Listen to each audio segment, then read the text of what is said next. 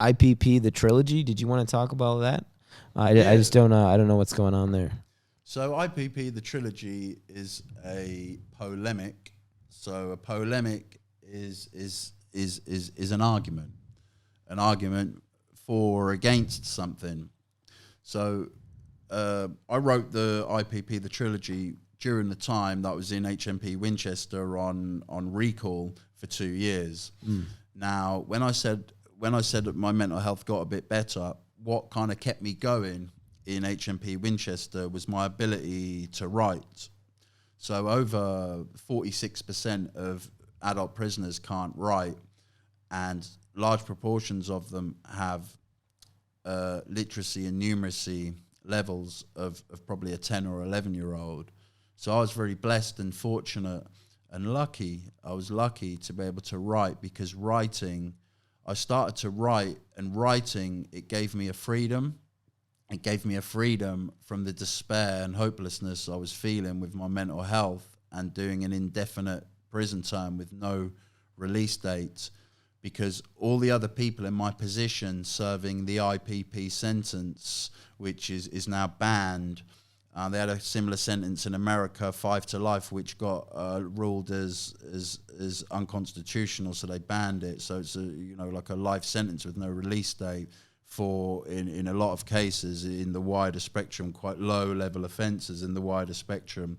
So it's kind of like a government vote-winning weapon that they use, and then they get in power, but then it causes great harm to society.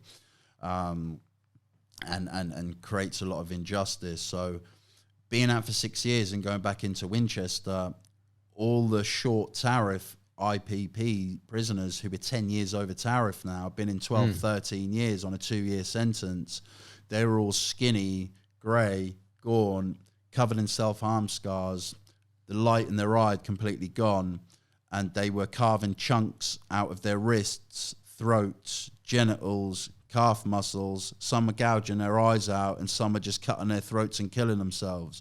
And I saw this with all of them around me, and I was like, this mental health is going to kill me. So if I don't, find an outlet. Yeah, but the way it happened, Daddy, wasn't me. I mean, I was writing, and I was sending like 1,000-word articles to competitions.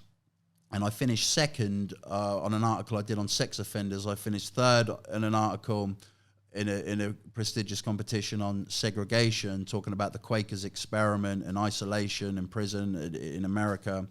And it was my friend Phil Armstrong, who's got learning difficulties, which have blighted him his whole life and caused him huge difficulties and challenges in life. And he read something I'd written, and he was like, people pay money for this.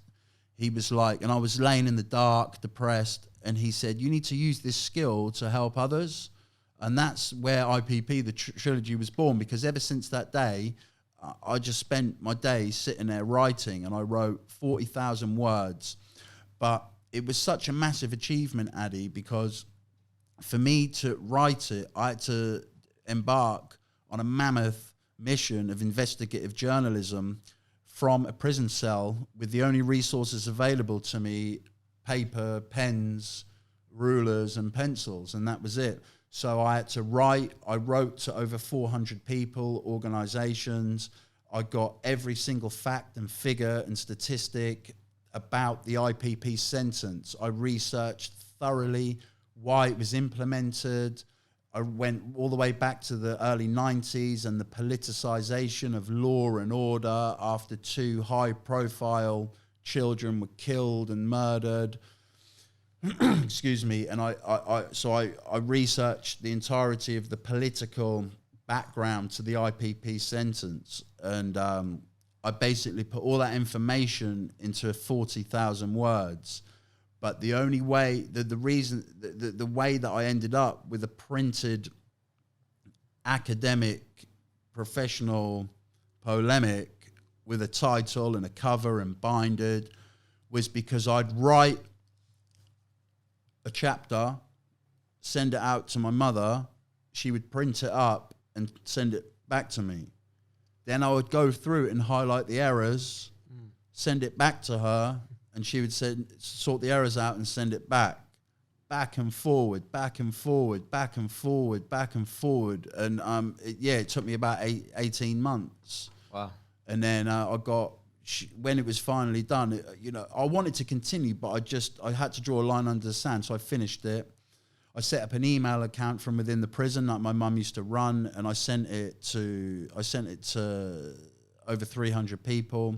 I got 20 copies printed out, and I sent them to people. I sent it to people in the House of Lords, politicians, academics, all sorts of different people. And I sent it to every news channel I never did it to make money. I'd done it to raise awareness of what in my professional critical analysis is some of the worst human rights abuses inflicted by the British government on their own people, by any government against their own people.